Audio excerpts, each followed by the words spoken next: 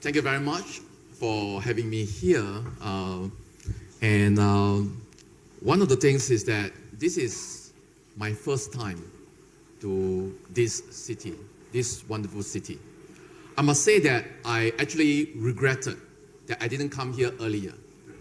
But Renee has been asking me to come to this city for the longest period of time. So is Prof. Nisam and the others. And I was always giving the excuse that I'm too busy. I should have come here earlier because it's such a beautiful city. And I went to the temples to have visit over there, and it was fabulous, right? Now, over the other side, you can see that it is a greeting of 2025. It is all generated by artificial intelligence.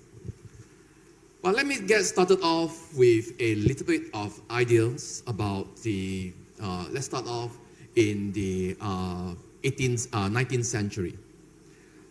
The first industry revolutions was started off in the UK. Basically because we want to get things together, building up, putting it into mass productions and so forth. So from a ordinary wool spinnings all the way to a complex systems like this, as we progress on and over the last 100 years or so, we have actually in fact progressed on to a very sophisticated factories and so forth. We are now come to the stage where we are now into manufacturing 4.0s and stuff like this. You see that robots is now everywhere. Robots to build car, robots to build anything, robots to build computers, and robots to build almost everything that we see, including robots to actually do chemistry labs. For those of you, yesterday I talked about this. For those of you who doesn't know, now in the labs itself, you got mass productions of chemicals, or mass productions of testings of chemicals, right? And so forth.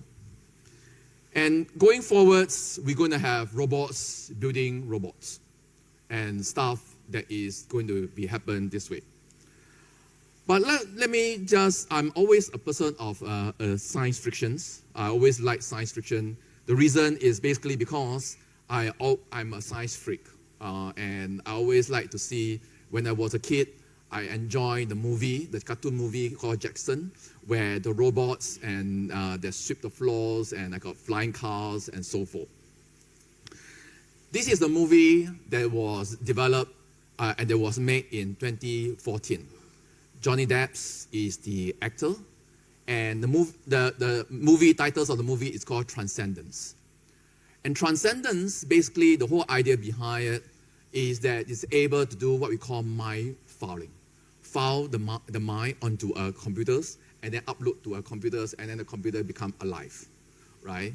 And of course, I'm not going to tell you about the whole stories about transcendence whatsoever. But the concept of it is rather amazing, interesting, and we thought that it may not be happen at all, and it was just a science fiction. Now, as we all know that MRI scanners, fMRI scanners and all the other scanners has improved tremendously. And now we are able to get details of it. We are also able to have all the new instruments that we're able to read brainwave and stuff like this with pretty much good accuracy. If we combine that with neural network, the data that we have with neural network, are we then able to actually some form of read the mind and stuff like this? And this was being, yesterday I talked about this, and this was being done at University of Osaka, where they actually trained a neural network by feeding the patient with information, scan it with FRI scan, and then use generative AI to generate out the image that you see. So at the lower portion, what you see is the generative AI, using generative AI to generate out the image that we think that the patient are seeing. Now going forward, and as you see, Hong Kong,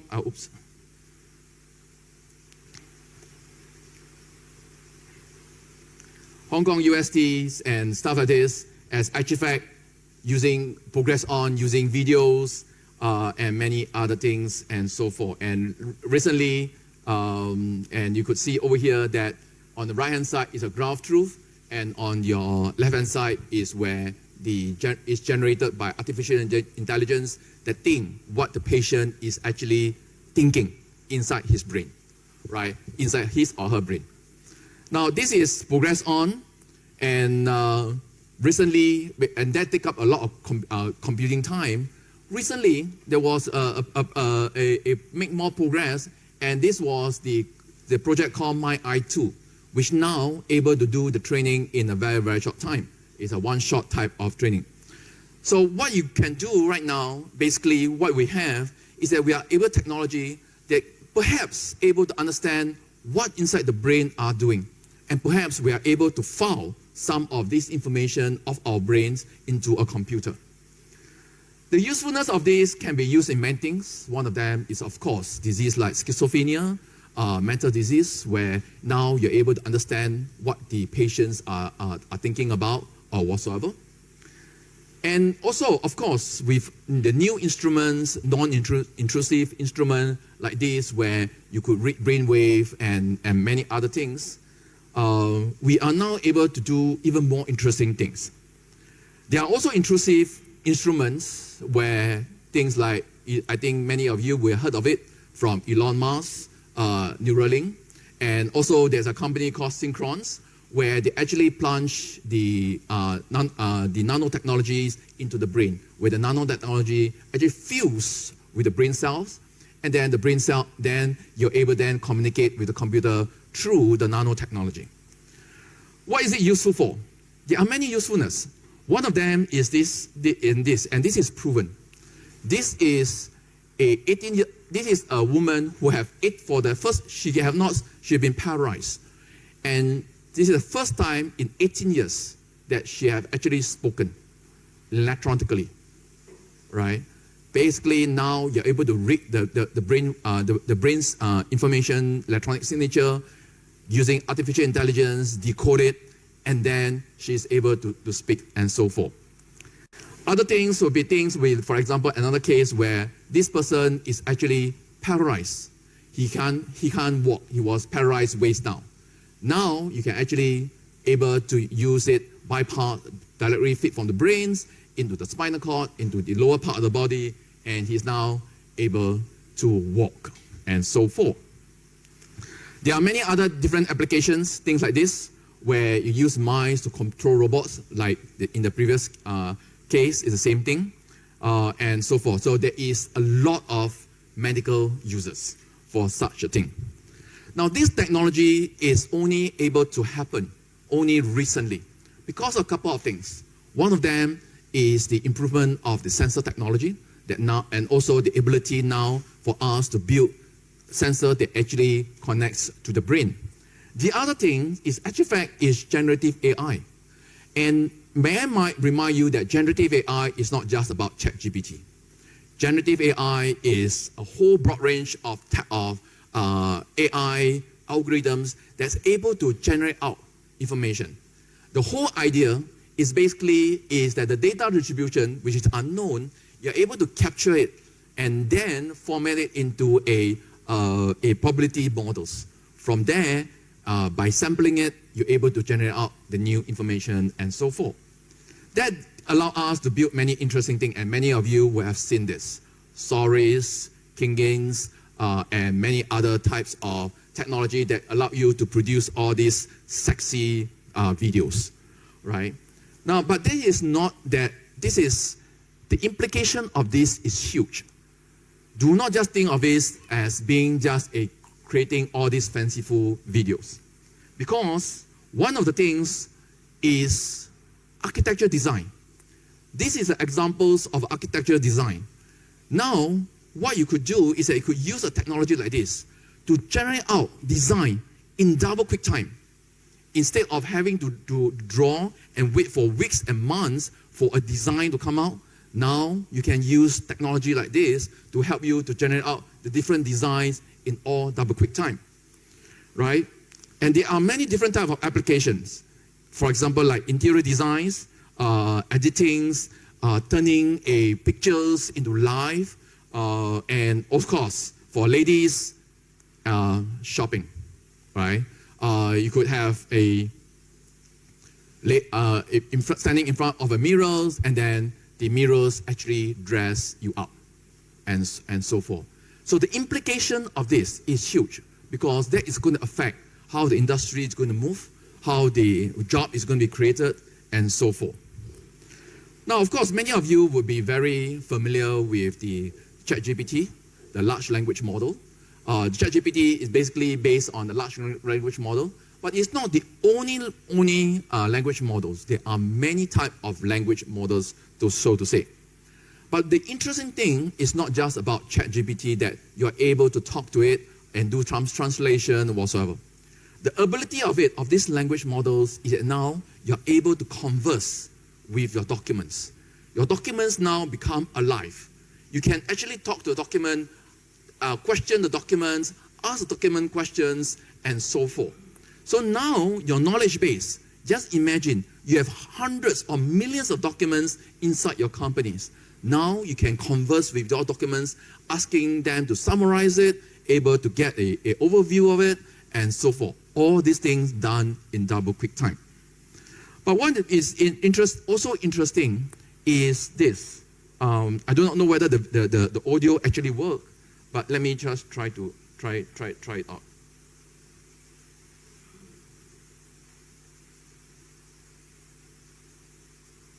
But it's okay. The audio doesn't work over here, but this is an artificial created newscaster. Imagine that now you can have 24/7 newscasting without a real human being. You can actually have generate out news, and then you have a newscasters that actually generate out all those things. Same goes, there are other places like in India and in many other places are doing the same things too. So newscasting right now have changed. The job itself have changed tremendously. Right. Now, one of the things is that other industry, things like, for example, like software industry. Many of you would have been learning about programming and so forth. There are now a lot of new tools all coming out, able for us to do programming in a double quick time. They don't replace us yet, but they are able to assist us. They have improved our productivities by 5 times to 10 times. Basically, it means that previously, if in a day, or rather in a day, you're able to write 100 lines codes, in the future, in a day, you're able to write 1,000 to 2,000 lines of codes in a day. Basically, it means that your productivity has gone up tremendously. This actually fact is not just in the labs.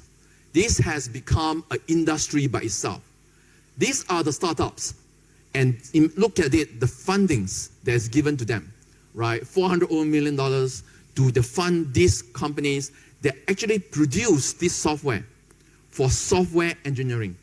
And basically, is that in the future, you are now able to write software in double quick time. And there are whole lots of codes, open source codes that's able to do such things, and people are actually developing on it. What is going to happen is that previously that we think that software engineers, the cost of software development before artificial intelligence was always going up. Hardware cost is always coming down, right? But the software is always going up. Now, with such thing, the software development cost is now reducing. So the software industry is changing very, very fast. Now, the foundation models has actual fact, the success of foundation models has, in the large language models, have made things extremely interesting. Because of the success, many other verticals are building their foundation models. The examples of it is the foundation models for robotics. And what the communities are doing is to build models together that is able to these large models that's able to encapsulate all the information about robotics and allow one to build generalized robotics. So, for examples, all these robotics and stuff like this are beginning to build based on foundation models and so forth. So there are other examples like embodied models and things like this. So it's not just in robotics, in terms of wireless research and in terms of climate research and so forth, right? Now, just to bring forward a little bit, the AI is now a cornerstone of almost everything. In climate science itself, because one of the challenging things in climate science is that it's computationally very intensive. And also there are a lot of unknown and missing data. So one of the things is that the community right now has embraced artificial intelligence to solve some of the problems. Problems like missing data, imputations, and so forth. Using artificial intelligence to to do the surrogate models, because some of these are computationally intensive. So they use surrogate models to replace it, and so forth. And you could see that they are used for solar energy forecasts, right? Artificial intelligence is used for solar energy forecasts so that they can actually manage the solar energy pretty well. Now, the solar energy also require, the solar energy require a couple of things. One of them is the development of the new materials for solar panels. As you could see that we need the efficiency of it has improved over the years, but we need new materials. Other things will be like battery containment and so forth. So one of the things in the Microsoft and Pacific Northwest National Labs uses NVIDIA technology to actually conduct research in developing new batteries, right, to store all this solar energy. The other things which is of extreme interest and is fusion energy.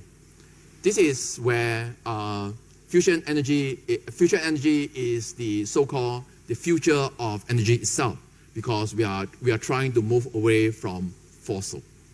And solar energy is pretty unpredictable.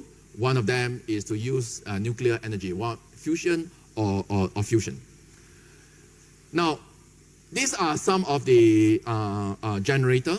And as you know, fusion technology is still in the early stage of, well, I wouldn't say that in the early stage, but people have been conducting research for the longest period of time.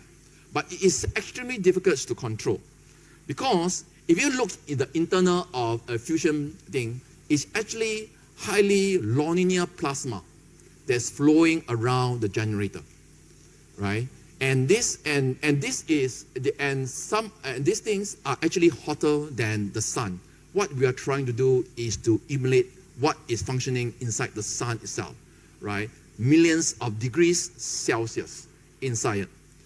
Now, these are hydromagnetic plasma that are going around it. The only way to control it is to use magnets, electromagnetic wave to actually control them. And it is not an easy way of controlling it.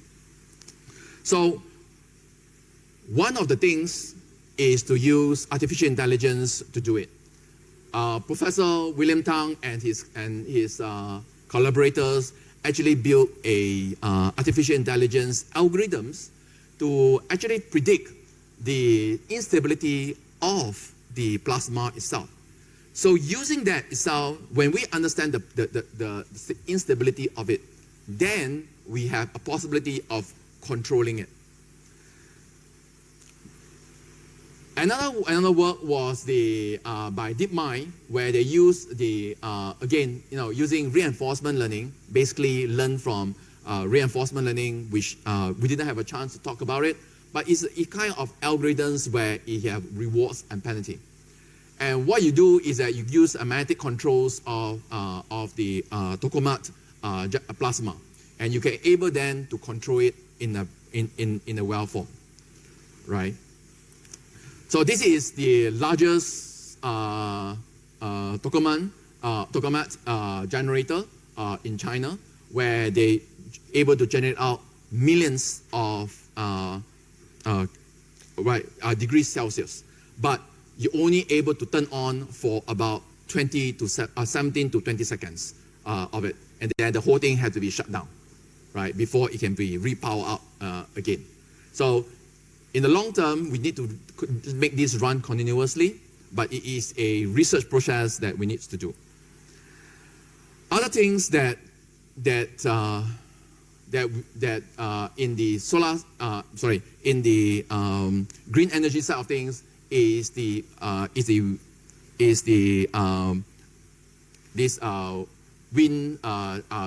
wind technology, where we use such a technology to actually affect Now, in order to do it, we need to actually simulate it and so forth. So one of the things to simulate such a thing is actually very, very complex, and it takes a very long time, a lot of computational powers and so forth.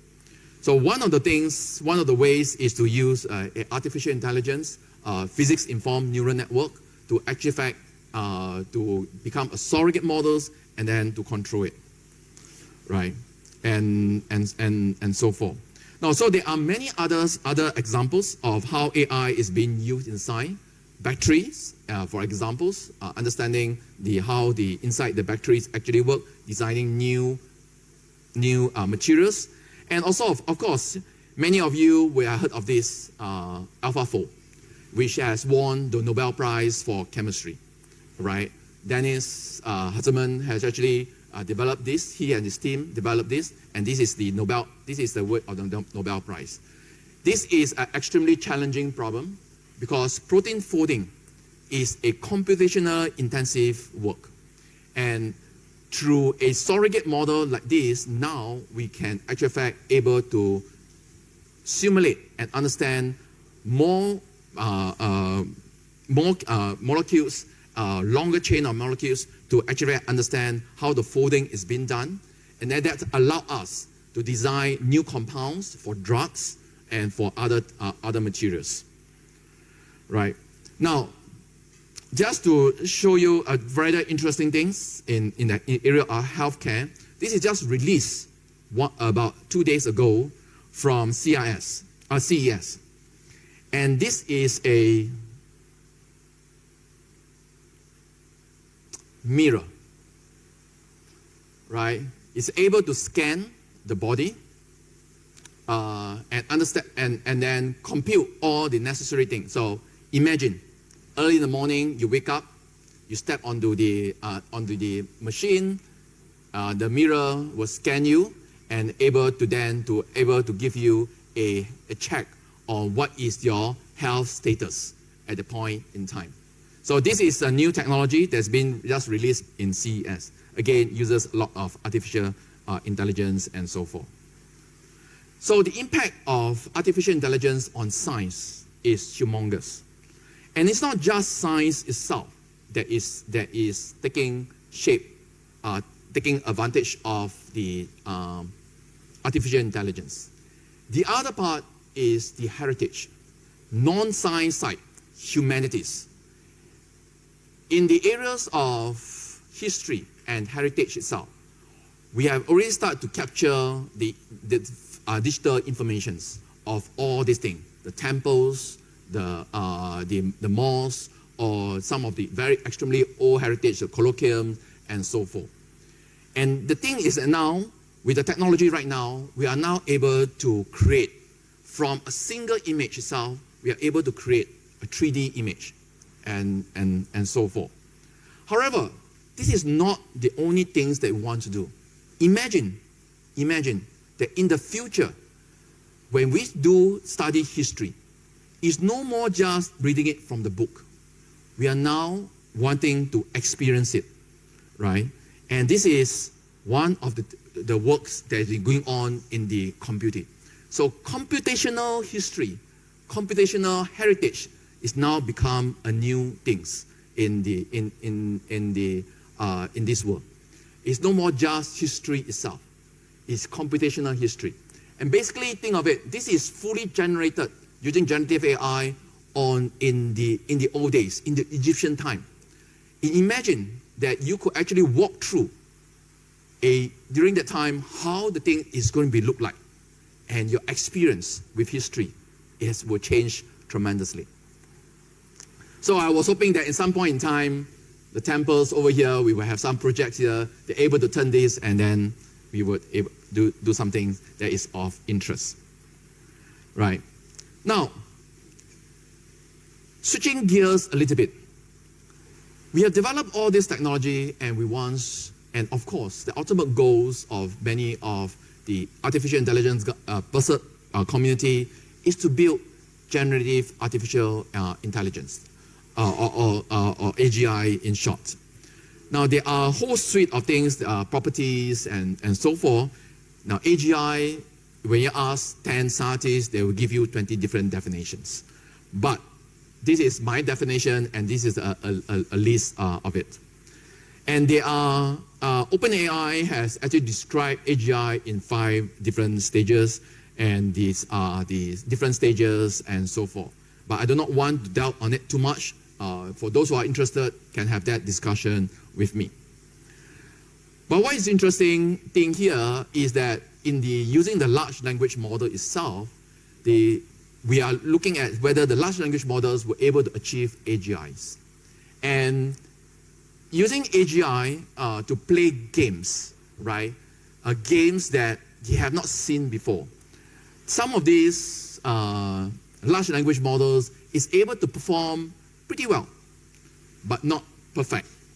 And of course, that actually, because of that, that actually causes a lot, every single of these models, every one of them is competing against one another in very quick time. Because it is not just that they're trying to be just better, this is an economic reason for them. It's a business for them. It's a multi-billion-dollar business for OpenAI, for Microsoft, for Google's, and whatsoever. Their models has to be better than the others.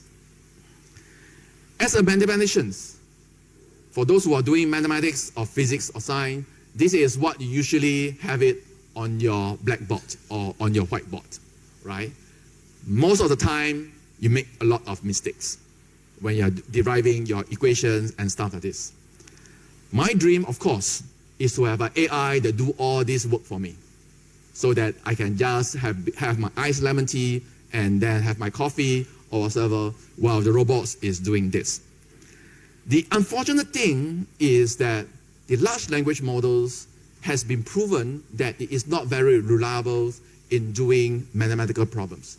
It has shown signs that it's able to do some of this, but it has also proven that it is not mathematically possible. The colleagues from Apple has written a very interesting paper to show that it is almost impossible to have the large language models, right? Even though we scale up to extremely large, to actually do mathematical reasoning, there's a huge limitations to it. So then, what is that? Is there an end of life? Is there something that we can do? One of the possible way is that if we go back to something that we built long time ago, something to do with logic programming, predicate. For those of you who are doing AI in the old days using Prologs and Libs and whatsoever, those are formal reasoning algorithms. They are being proven in computer science, proven to be rigorous and formal. And if we can combine them together, together with the large language models and plus other algorithms like the reinforcement learning, then we can do that. And this was being proven by DeepMind in alpha proof and alpha geometry. This is where they actually mix the large language models together with the so we are in the process of, we see some lights over there. Got it. Right. Now, the global AI economy is growing tremendously. And this is just an estimation of it. Do not take the numbers as it is, because these are all just guesstimation. But there are a lot, every single industry is actually touching on artificial intelligence. This is just a snapshot on the different companies focusing on AI on the particular verticals. These are some of this. And of course, these are again, like I say again, they are the different industries and so forth. So what has happened is that the country has now paid extremely a lot of attention to it, because it become an economic competitiveness if you are ahead. The US and China, basically the US and China and a bit of the Europe are now competing them in big time. If you look at it in the middle of it, there is Israel. These are all startups. There's a lot of startups coming up, and in the Middle East, they are attracting a lot of companies to actually go over there. That actually prompted a lot of countries to actually develop their AI strategy. And every single country of them has come up with one way or another. The publication, these are, because of this, the government is investing a lot into the universities and whatsoever. These are the publication lists. Again, US and China's are leading big time into this, followed by the other country. And what you have seen also, okay, just skip this. What you have seen also is that the machines, in order for them to conduct all this research, is getting larger and larger. See that metals and the whatsoever. And these are a snapshot on where the number of GPUs they have. So Meta by now have about 350,000 GPU, right, in their data centers. Now, due to lack of time, I'm going to skip some of the slides, but we will come back to it. For those of you who are interested, we can come back to it. So one of the things is that we do know that artificial intelligence right now has surpassed human in very narrow things. We are still not able to do general AGI, but in its very extremely narrow area of application, it has done extremely well. That's why we can actually use it in a very pervasive way. We can actually turn it into application, turn it into product, and we can and sell them. That's why you see that there is a lot of commercial thing. But what is interesting is that when you have all these things, and many people are doing this, it becomes a manufacturing of intelligence. Manufacturing a factory. Think of it. The data centers right now is no more a data centers. The data centers right now is a factory for intelligence. Building intelligence algorithms, intelligence that is able to produce intelligence, and so forth. So in Europe itself, and this is happening in many world, they are building up what we call the AI factories. Factories that is going to build intelligence, artificial intelligence itself. It's not just about the algorithms, it's about building artificial intelligence and intelligence itself. So the roadmap is that we've seen that in the early days of the Industrial Revolution, we have made machines, we have made robots, and so forth. And now we are turning it into AI factories. So with that, I thank you very much.